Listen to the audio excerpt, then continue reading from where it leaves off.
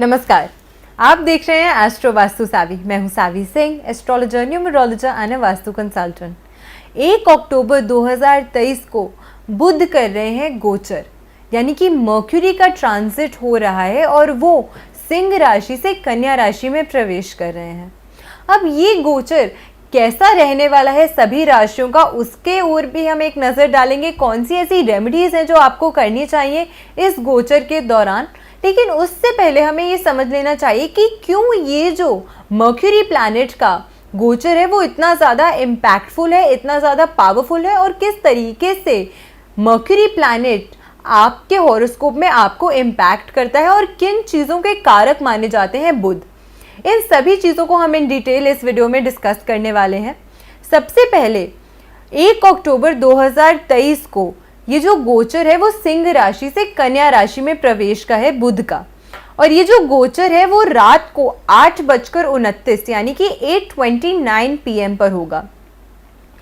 ये जो गोचर हो रहा है सिंह राशि से कन्या राशि में वो बुध की मूल त्रिकोण राशि भी है और साथ के साथ बुध की उच्च राशि भी है, यानी कि उनकी एग्जॉल्टेड पोजीशन पे है। तो अगर एक प्लैनेट अपनी एग्जॉल्टेड पोजीशन पे चला जाता है तो अक्सर उसका जो इम्पैक्ट होता है वो सभी राशियों पे अच्छा देखने को मिलता है, अच्छी अपॉर्चुनिटीज क्रिएट करते हुए दिखाई देता है सभी व्यक्तियों के लिए। लेकिन इन डिटेल हर राशि के किस भाव पे प्रभाव करके किस तरीके से आपको इम्पैक्ट देने वाला है ये, उन सभी चीज़ों को हम डिटेल में डिस्कस करेंगे। ये जो बुध प्लैनेट है वो नाम से ही पता चलता है बुद्धि के कारक हैं, आपके नॉलेज के कारक हैं, साथ के साथ आपकी वाणी के, आपकी स्पीच को भी गवर्न करते हैं। उसी के साथ बुध आपके धन के भी कारक हैं, आपके मनी के, आपके इनकम के, आपके सोर्स ऑफ इनकम को भी गवर्न करते हैं। तो ऐसे में बहुत ही ज़्यादा वाइटल और बहुत ही ज़्यादा इम्पोर्टेंट रोल प्ले करता है बुध। बुध को एक बहुत ही इम्पैक्टफुल और बहुत ही इम्पोर्टेंट प्लैनेट माना जाता है और न्यूमरोलॉजी में भी बहुत ही ज़्यादा इम्पोर्टेंट रोल दिया गया है बुध को, क्योंकि इसको एक ऐसा नंबर माना जाता है बुध के नंबर को जो कि लाइफ में व्यक्ति के बैलेंस क्रिएट करता है। तो हार्मनी और बैलेंस का प्रतीक भी बुध है। साथ के साथ बुध जो प्लैनेट है ग्रहों के मंत्रिमंडल में, अगर एस्ट्रोलॉजिकली हम बात करते हैं तो उसमें बुध को राजकुमार यानी कि प्रिंस की जो ओहदा है वो दिया जाता है। तो ऐसे में बहुत ही इंपॉर्टेंट और वाइटल रोल प्ले करता है ये प्लैनेट मर्क्यूरी। बुध अब अपनी उच्च राशि में जा रहा है, अपनी मूल त्रिकोण राशि में जा रहा है, लेकिन साथ के साथ हमें जो बुध है, मर्क्यूरी है, उसका बाकी प्लैनेट्स के साथ कैसा फ्रेंडशिप है वो भी थोड़ा समझने का कोशिश करना चाहिए। सूर्य, सन, शुक्र, वीनस और राहु, ये 3 प्लैनेट्स के साथ उनकी फ्रेंडशिप अच्छी मानी जाती है, उनकी मित्रता मानी जाती है। वहीं पे चंद्रमा के साथ इनकी थोड़ी सी खिटपिट है, थोड़ी सी शत्रुता है। जबकि चंद्रमा किसी को भी अपना दुश्मन नहीं मानता, लेकिन बुध चंद्रमा को अपना मित्र नहीं मानता, उनको अपने शत्रु की नज़र से देखता है। साथ में शनि, मंगल, बृहस्पति यानी कि सैटर्न, मार्स और जुपिटर, और साथ में केतु, इन प्लैनेट्स को वो न्यूट्रल कंसिडर करता है। तो ना ही बहुत ज़्यादा फ्रेंडशिप है उनके साथ और ना ही एनिमिटी है। तो इस तरीके से ये जो प्लैनेट्स हैं जिन राशियों को गवर्न करते हैं, अब उस पर कैसा प्रभाव बुध की इस ट्रांजिट का आने वाला है उससे हम समझते हैं। बुध आपकी शिक्षा का भी कारक है और साथ के साथ बुध जो है वो आपकी स्किन, त्वचा को भी गवर्न करता है। तो इसी वजह से स्किन डिजीजेस जो लोगों के होते हैं, जो खत्म ही नहीं होते, या स्किन डिजीजेस से अगर कोई पीड़ित है या स्किन की रिलेटेड इश्यूज या प्रॉब्लम्स फेस करता है, तो उस समय बुध कहीं ना कहीं इम्पैक्टेड होता है, आपका मर्क्यूरी कहीं ना कहीं इम्पैक्टेड होता है। मेष राशि में ये गोचर जो है वो कैसा रिजल्ट देने वाला है, सबसे पहले हम उसे जान लेते हैं। मेष राशि के लिए बुध जो है वो 3रे घर का और 6ठे घर का स्वामी होगा। अब ऐसे में गोचर के दौरान ये आपके 6ठे भाव में आ जाएंगे, यानी कि 6th हाउस में आ जाएंगे। अब 6th हाउस में बैठ के बुध आपको कैसे इम्पैक्ट करने वाले हैं वो देखते हैं। कन्या में आपका ये जो गोचर है वो बहुत ही ज़्यादा फेवरेबल साबित नहीं होने वाला। साथ के साथ इस दौरान आपका जो सेल्फ कॉन्फिडेंस है और आप जो भी मेहनत करेंगे, जो भी प्रयास करेंगे, उसमें आपको कुछ ना कुछ रुकावट, कुछ ना कुछ हर्डल्स, कुछ ना कुछ ऑब्स्टिकल्स फेस करने को मिल सकते हैं, क्योंकि छठा भाव जो होता है वो कंपटीशन का भाव भी है। तो ऐसे में वहां पे एक सडन गोचर जो ये हो रहा है वो आपके लिए बहुत ही ज़्यादा फेवरेबल नज़र नहीं आ रहा किसी तरीके से। स्वास्थ्य के लिहाज से अगर हम बात करते हैं तो आपके लिए ये जो समय है उसमें आपको घुटनों का दर्द हो सकता है या फिर कंधों में, तो बेसिकली जॉइंट पेन से रिलेटेड कुछ ना कुछ प्रॉब्लम आपको फेस करने को मिल सकती है। अगली हम बात करते हैं टॉरस यानी कि वृषभ राशि की। आपके लिए ये जो समय है वो कैसा रहने वाला है। आपके लिए ये जो गोचर है वो आपके दूसरे और पांचवें घर में हो रहा है। उसका जो इम्पैक्ट है, क्योंकि बुध की जो राशियां हैं जेमिनाई और कन्या, वर्गो, ये दोनों जो राशियां होती हैं वो बुध से गवर्न है। और आपके जो टॉरस लग्न की जो कुंडली बनती है उसके हिसाब से आपके सेकंड भाव को और आपके फिफ्थ भाव को इम्पैक्ट करेगा ये गोचर। तो ऐसे में आपके पांचवें भाव में ये बुध जो है वो स्थित होंगे। तो ऐसे में कैसा आपको रिजल्ट देने वाले हैं। बुध का कन्या राशि में ये जो गोचर होने वाला है उस दौरान आपका जो लाभ है वो किसी तरीके से बढ़ सकता है। आपको कुछ ना कुछ अच्छा बेनिफिट होता हुआ नजर आ रहा है। आप इस समय में पैसा कमाने की तरफ ज़्यादा ध्यान अपना लगाएंगे, उस दिशा में ज़्यादा प्रयास करते हुए नजर आ रहे हैं। अगर हम बीमारियों की या हेल्थ इश्यूज की बात करते हैं तो उस लिहाज से भी आपको कोई ऐसी पर्टिकुलर हेल्थ इशू होती हुई अभी नज़र नहीं आ रही है। छोटा मोटा सा स्वास्थ्य जो होता है, सीजनल कफ, कोल्ड, फ्लू, उसको हम बहुत ज़्यादा गंभीरता से नहीं लेते हैं, क्योंकि वो आम बीमारियां हैं जो कभी भी वेदर चेंज से किसी को हो सकती हैं। लेकिन स्पेशली त्वचा पे, स्किन से रिलेटेड हो सकता है कि आपको थोड़ी सी सीजनल चेंजेस की वजह से कुछ अपनी स्किन पे इचिंग या उस तरीके की प्रॉब्लम देखने को मिले, लेकिन बहुत ही ज़्यादा गंभीर ये इशू नहीं होगा, तो इसीलिए आपको ज़्यादा परेशान होने की ज़रूरत नहीं है। अगली हम बात करते हैं मिथुन राशि की यानी कि जेमिनाई की। आपके लिए ये जो गोचर है वो कैसा रहने वाला है। आपके पहले और चौथे घर के स्वामी होने वाले हैं बुध, और आपके लिए ये जो गोचर है, गोचर के दौरान फोर्थ हाउस में रहने वाले हैं बुध। तो आपके लिए जो सुख सुविधाएं हैं उसमें आप दिल खोलकर खर्चा करते हुए नजर आ रहे हैं कि आप अपनी प्रॉपर्टी में या फिर कोई गाड़ी या किसी तरीके के एसेट परचेजिंग में आप पैसा लगाते हुए नजर आ रहे हैं इस समय। इसके अलावा कोई नई संपत्ति, कोई नई प्रॉपर्टी स्पेसिफिकली उसमें आप इन्वेस्ट करते हुए नजर आ रहे हैं इस दौरान। और अगर हम आपके पारिवारिक जीवन की बात करते हैं तो वहाँ पे देख सकते हैं कि उधर आपको थोड़ा सा कुछ कठिनाई फेस करनी पड़ सकती है आपकी फैमिली लाइफ में। तो उसमें आपको कहीं ना कहीं एक बैलेंस अच्छा क्रिएट करने की ज़रूरत है। एक हेल्दी अप्रोच आपको अपनी तरफ से लाने की थोड़ी सी प्रयास करना चाहिए कि आप कैसे इस बैलेंस को अच्छे से मेंटेन कर सकें और अपनी फैमिली के साथ अच्छा क्वालिटी टाइम स्पेंड कर सकें। अगली बात हम करते हैं कर्क राशि यानी कि कैंसेरियंस के लिए। आपके लिए जो समय है वो कैसे रहने वाला है।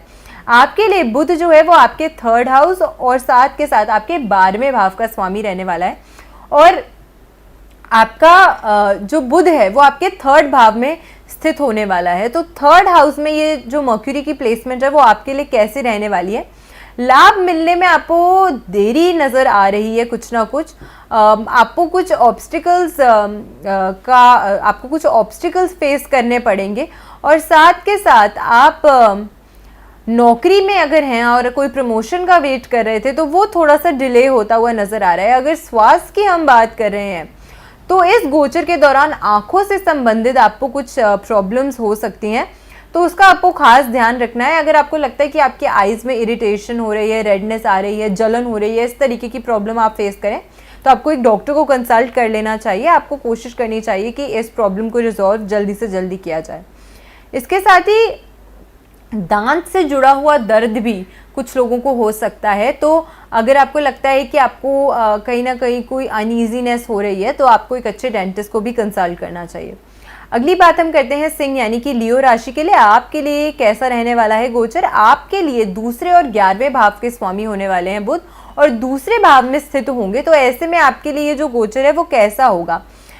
पैसे कमाने के लिए आपके लिए कोई अच्छा अवसर आ सकता है और आपकी जो इच्छाएं हैं वो पूरी होती हुई भी नजर आ रही हैं, क्योंकि एकादश भाव लाभ भाव भी है और उसका संबंध आपके द्वितीय भाव से बन रहा है जो कि धन का भाव होता है। तो ऐसे में ये जो कनेक्शन है वो अच्छा नजर आता है, फेवरेबल नजर आता है, और बुध खुद ही धन के स्वामी है। तो ऐसे में ये जो स्थिति है वो कुछ आपके लिए फेवरेबल और अच्छी नजर आ रही है। इसके साथ ही बुध का जो कन्या राशि में ये जो गोचर होने वाला है, आपकी जो डिजायर्स हैं वो पूरी होती हुई नजर आ रही हैं। तो आपके लिए ऑल ओवर ये जो समय है वो कुछ अच्छा दर्शाता है। इस दौरान आपको आपका जो हेल्थ है वो भी बेहतर होती हुई नजर आ रही है। फिटनेस की ओर अगर आप बढ़ते हैं तो फिटनेस की ओर भी अच्छा आप काम करते हुए नजर आ रहे हैं। आपकी बॉडी इन शेप और अच्छी महसूस होगी। अगली बात हम करते हैं कन्या राशि की, यानी कि वर्गो की। आपके लिए ये जो है वो कैसा रहने वाला है समय। आपके लिए पहले और दशम भाव का स्वामी है बुध और आपके पहले भाव यानी कि आपके लग्न में ही स्थित है बुध। तो ऐसे में आपके लिए ये जो समय है वो कैसा रहने वाला है। भविष्य में आप जो है वो अपनी ग्रोथ को लेकर फ्यूचर में आप कैसा ग्रो करेंगे, आपका काम आगे कैसा चलेगा, आपका बिजनेस कैसा होगा, आपका जॉब कैसा होगा, उससे रिलेटेड आप ज़्यादा सोचेंगे और उस वजह से आपको कुछ चिंता सता सकती है। आपके जीवन में लगातार आपको बदलाव देखने को मिल सकता है, कुछ ऑनगोइंग चेंजेस आपको देखने को मिल सकते हैं, कुछ अप्स एंड डाउन्स आपको देखने को मिल सकते हैं। आपके लिए बहुत ही ज़्यादा फेवरेबल ये जो समय है वो नज़र नहीं आ रहा है।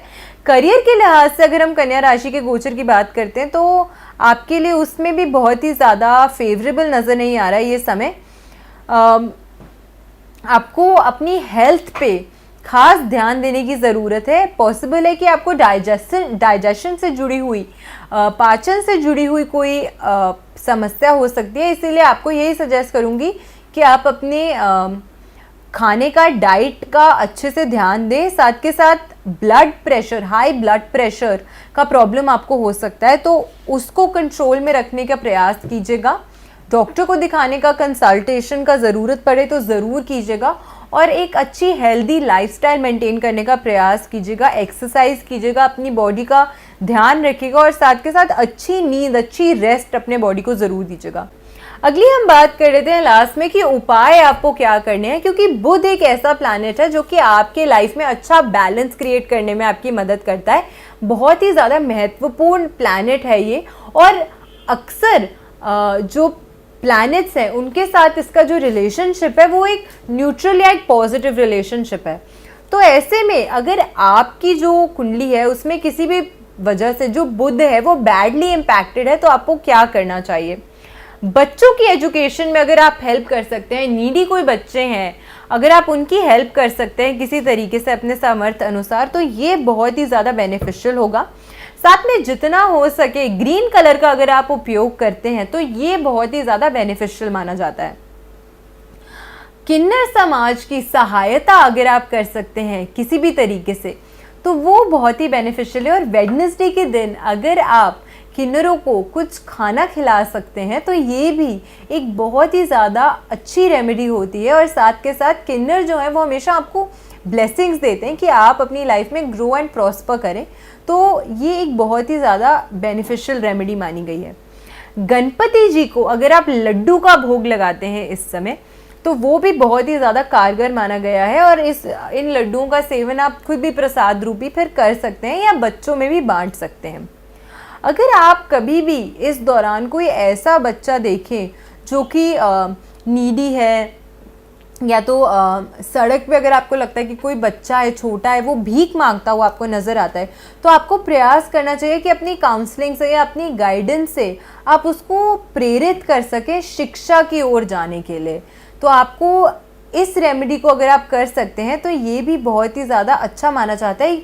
बच्चों के उपाय मैं आपको अधिकतर इसीलिए दे रही हूँ क्योंकि बुध जो है वो बच्चों के कारक है और खुद एक बाल्य प्लैनेट है। तो इसी वजह से अगर आप बच्चों की सहायता किसी भी प्रयास से कर सकते हैं, किसी भी तरीके से कर सकते हैं अपने सामर्थ्य अनुसार, तो वो बहुत ही ज़्यादा बेनिफिशियल रेमेडी होती है। बुधवार को श्री कृष्ण को अगर आप तुलसी का भोग लगाते हैं तो ये भी एक बहुत ही बेनिफिशियल रेमेडी है। तो आशा करती हूँ आपको आज की वीडियो अच्छी लगी हो। वीडियो अच्छी लगी हो तो अपने फ्रेंड्स एंड फैमिली के साथ वीडियो को शेयर ज़रूर कीजिएगा और साथ के साथ मेरे चैनल तक अपना प्यार पहुँचाते रहिएगा। मेरे चैनल पे न्यू है तो सब्सक्राइब ज़रूर कीजिएगा चैनल को। ऐसी ही अच्छी बेनिफिशियल वीडियोज़ के साथ फिर से लौट के आऊँगी इसी चैनल पर। आशा करती हूँ आपका दिन शुभ रहे। नमस्कार।